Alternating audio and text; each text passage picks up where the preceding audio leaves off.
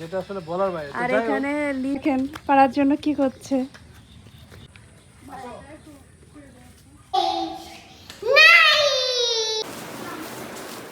Hello viewers, আসসালামু আলাইকুম। আশা করি আপনারা সবাই ভালো আছেন। আমরাও আছি আলহামদুলিল্লাহ ভালো। আমরা যাচ্ছি হচ্ছে বগুড়ার উদ্দেশ্যে ঈদ করার জন্য ঢাকা থেকে। আমাদের ট্রেনের সময় ছিল সকাল 8:30। পরবর্তীতে মানে এত তাড়াহুড়া করে আমি বের হওয়ার চেষ্টা করেছি। পরে শ্রাবণ মেসেজ দেখে যে না, ট্রেন আমাদের হচ্ছে লেট করে আসবে, সেটা হচ্ছে 11টায় ট্রেন ছাড়বে। তো মানে 10:55। সো আমরা আসার পরেও 1 ঘন্টা লেট করছে, মানে আমাদের ট্রেনটা 12টার সময় আর কি ছাড়া হবে আশা করি। তো এখানে এই যে অবশেষে আমাদের ট্রেনটা এসেছে। আমাদের মানে কি বলবো, এতক্ষণ অর্ধেক রাস্তা চলে যাওয়ার কথা ছিল, যদিও আমার শ্বশুরবাড়ি ঢাকা থেকে যেতে অনেক সময় লাগে। আর একদমই স্টেশনের লাস্টে মানে একদম এসে দাঁড়াইছে। আমরা যেহেতু কেবিন নিছি, কেবিন প্রতিবারই দেখা যায় যে একদম হেঁটে অনেক দূর আসতে হয়। তো হেঁটে আসার পরে ক্লান্ত হয়ে গিয়ে সবাই এখানে নাস্তা টাস্তা করলাম। তো এখানে আবারও হচ্ছে ট্রেনটা মানে সব ট্রেনকে দেখলাম যে এই ট্রেনটা সাইড দেয়, আর ট্রেনের নাম হচ্ছে বুড়িমারি এক্সপ্রেস। তো খুবই বোরিং লাগতেছিল, আর যেহেতু আরশিয়া ঘুমাচ্ছে আমারও ভালো লাগতেছিল না, আমি একাই বসে আছি। আর নিচে গিয়েছিল, নিচে গিয়ে এখানে পেয়ারা মাখা নিয়ে আসছে। যদিও পেয়ারা মাখাটা খেতে খুব বেশি একটা মজা ছিল না, তারপরেও বোরিং লাগতেছিল, খাচ্ছিলাম। আর এখানে আমি হচ্ছে টিফিন বক্সে হচ্ছে খাবার ছিল, আমরা সে খাবার দাবার খেয়েছি। যদিও এত কিছু ভিডিও করা হয়নি, কারণ আমার মানে নিজেরও বেশ একটা ভালো লাগছিল না। আর সামনে পিছনে যে গ্লাসগুলো একদমই হচ্ছে ক্লিয়ার ছিল না, বাইরের দৃশ্যটা ভালো করে দেখতে পাচ্ছিলাম না। তো যেহেতু লং জার্নি, অনেক সময় এখানে থাকতে হবে। তারপর শ্রাবণ আবার বাইরে থেকে আইসক্রিম নিয়ে এসেছে, এর ভিতরে আরশিয়াও ঘুম থেকে উঠেছে, আমিও এর ভিতরে একটা ঘুম দিয়েছি, চোখ দেখলেই বুঝতে পারবেন। তো এখন খুব বেশি একটা দেরি নেই, আর কিছুক্ষণ পরই হয়তো বা বগুড়া আমরা পৌঁছাবো। ওয়েট করতে করতে আমরা অবশেষেই যে বগুড়া স্টেশনে পৌঁছে গিয়েছি। তো এই ট্রেনেই হচ্ছে আমরা ছিলাম, এখন নামলাম, কিছু যাত্রীও উঠলো। আর শ্রাবণ এখানে ওয়েট করতেছে হচ্ছে আমাদের সিএনজি মামার জন্য, যে মামার সিএনজিতে আমরা আসা যাওয়া করি। তো উনি হচ্ছে বাসা থেকে আসতেছে। তো আমরা মানে এখানেও 5 মিনিটের মতো আর কি একটু লেট হইলো। আর এই যে দেখেন আমাদের ট্রেনটা ছেড়ে যাচ্ছে। অনেকক্ষণ এই ট্রেনে থাকা হয়েছে, মিস করতেছি। তো ট্রেনটা চলে যাওয়ার পর আবার আরশিয়া এখানে বায়না ধরেছে যে ও একটু খেলনা কিনবে। ছোট বাচ্চারা খেলনা দেখলেই তো হয়েছে আর কি, খেলনা নিতেই হবে। তো এখান থেকে এটার কি বলে আমি জানি না, এই জিনিসটা নিয়েছে। আর তারপরে আমরা হচ্ছে যে সিএনজিতে ওঠার পরে আবার শ্রাবণ হচ্ছে এখানে বগুড়ার হয়তো বা আমি শিওর জানি না, চিনি পাতার যে দই ওইটা মনে হয় বিখ্যাত। তো ওইখান থেকে আর কি দই নিল, দই মিষ্টি নিয়ে আমরা এই যে বাসায় চলে এসেছি। আসার পরে আমার ননদ আমাদের জন্য শরবত রেডি করেছিল। রাতের বেলা আর ভিডিও করতে পারিনি, কারণ প্রচণ্ড টায়ার্ড ছিলাম। তো সকালবেলা অনেক বৃষ্টি হয়েছে, তারপর পরে আবার খুব সুন্দর রোদ উঠছে। আর মানে রোদ ওঠার পরে ভালো লাগতেছে, কারণ গ্রামে বৃষ্টি হলে না রাস্তাঘাট কাদা হয়ে যায়, ভালো লাগে না। সকালের খাবার শ্রাবণ এখানে এই যে খাচ্ছে। আমার মেয়ে মাত্র ঘুম থেকে উঠলো, দাদা এসেছে। আর এই যে তার খেলনা, বাসায় আসার পরেই তো সব খেলনা তাকে বের করে দিতে হবে। তো এখানে এই যে বের করে বিছানার পরে রেখে দিয়েছে। আর এখানে এই যে ঘুম থেকে উঠেই দুষ্টামি শুরু করেছে। আর আমি নিজেও সকালে খাইনি, এখন আমি নিজেও হচ্ছে সকালের খাবার খাবো। আজকে সকালবেলা ঘুম থেকে উঠে এত বৃষ্টি, এত পরিমাণে বৃষ্টি হয়েছে যেটা আসলে বলার বাইরে। আর এখানে লিচু দেখাও গাছে হয়েছে। আমাদের কয়েকটা লিচু আরো ছিল আরিফা। না না, এই কয়টাই। ও একটা, এটা নষ্ট হয়নি, মেয়ে ইয়ে হয়েছে। তো যাই হোক 4-5টা এটা পাকতে হবে। গাছে এবারে গাছে থাকতে একটু দেখাই। বিসমিল্লাহ, সে বিসমিল্লাহ বলতেছে। এ দেখে কত সুন্দর মাশাআল্লাহ হয়েছে। গাছটা কিন্তু অনেক ছোট, ওই যে একটা ওটা তুমি ছিল, এই যে এখান থেকে এই যে আমি বড়, এই দাও দাও আমার হাতে দাও। আবার ফুল পড়ে গেছে। কিসের ফুল? ও এটা আচ্ছা, বেলি ফুল।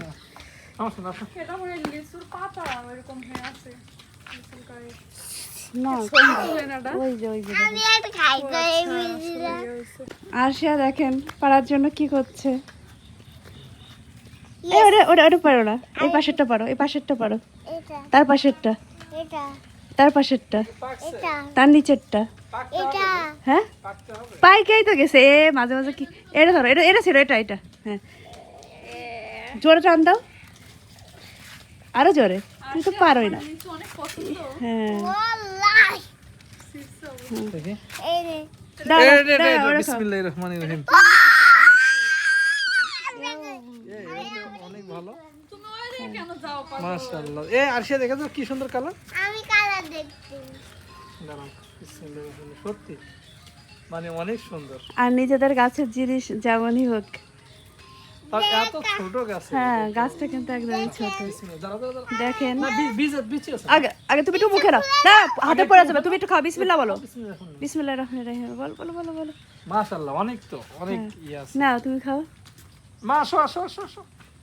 আরশিয়া তুমি একটু মুখে দাও ভাই তুমি একটু খেয়ে দেখো কেমন কেমন আরশিয়া খেতে কেমন ওয়াও, একটু খাওয়া দেখো। আরশিয়া খেতে কেমন অনেক মজা রসটা সব পড়ে গেল কেমন মজা আমরা একটা লেসু চারজনে খাইছি ফালা দে, দেখ হয় কিনা।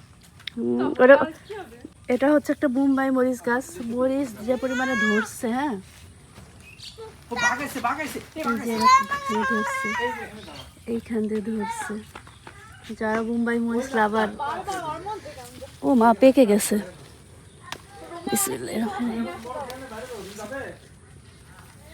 এগুলো পেকে গেছে পারেনি কি সুন্দর এখানেও মানে প্রতি অনেক হয়েছে তো সকালবেলা বাবা গিয়েছিল ধান ভাঙানোর জন্য তো যাওয়ার পর থেকেই হচ্ছে কারেন্ট ছিল না যেহেতু অনেক বৃষ্টি হয়েছে দেখেন গিলে কিন্তু এখনও পানি বাহিরে রোদ্দুর হলেও মানে বৃষ্টি হওয়ার কারণে কারেন্ট ছিল না তো ধানটা করতে অনেক লেট হয়ে গেছে 5 6 7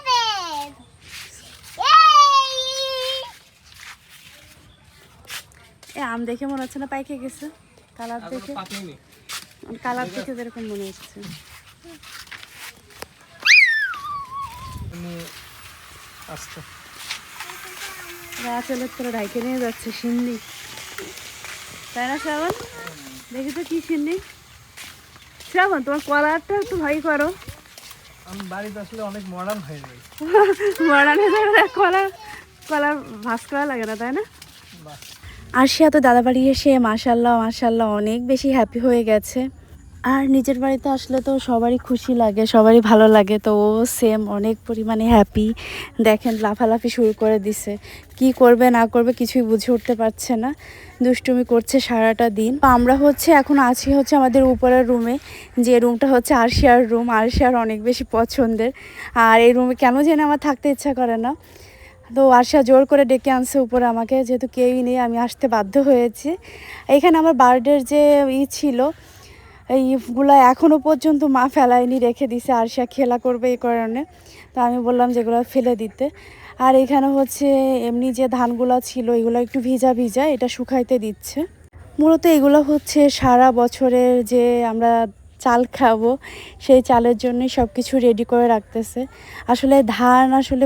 জমি থেকে লাগানো শুরু করে চাল করা পর্যন্ত এতটা পরিশ্রম করতে হয় যেটা দেখার পরে মনে হয় যে ভাত আর নষ্ট করা যাবে না আর যারা এইসব কাজ করে মানে যে আমাদের বাসায় হচ্ছে দেখা যায় আম্মু ধান সিদ্ধ করে মানে তারা হচ্ছে ভাতের মর্ম কিন্তু অনেক বেশি বোঝে আমরা তো একদম তৈরি করা জিনিস পাই সো আমাদের কিন্তু মানে এটার প্রতি বেশি একটা দেখবেন যে নেই তো দেখবেন বাড়িতে যারা মায়েরা আছেন ওনারা কিন্তু একটা ভাতের মানে কি বলবো একটা ভাত পড়ে থাকলেও সেটা কিন্তু ধুয়ে খায় যেটা খাওয়ার নিয়ম আর কি তো ছাদে হচ্ছে এই গোলাপ গাছটা মা লাগাইছিল কিন্তু এত পরিমাণে ফুল ধরে ছোট ছোট ফুল মিক্সড কালার আর কি গাঢ় গোলাপি আর হালকা গোলাপি কালার তো প্রচণ্ড ভালো লাগতেছিল দেখে তো গাছটা হচ্ছে আর একটু বড় কোনো টবে দিলেও ভালো হতো আর এইখানে গাছে দেখলাম যে হয়ে আছে ঘাস হয়ে আছে ধান দেখেন শুকানো হচ্ছে। হ্যাঁ আর আমার শ্বশুর কিন্তু আমার শাশুড়ি সব কাজে হেল্প করে তো যেমনটা আমি শ্রাবণ করি হ্যাঁ না। শ্রাবণও করে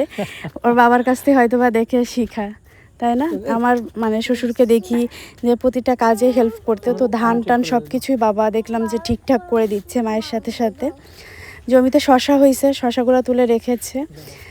আর শশাগুলো দেখলাম যে বেশ মানে বয়স হয়ে গেছে, খাইতে টেস্টি না আর কি, মজা না, তো ওইভাবে রয়েছে, জানি না কি করবে।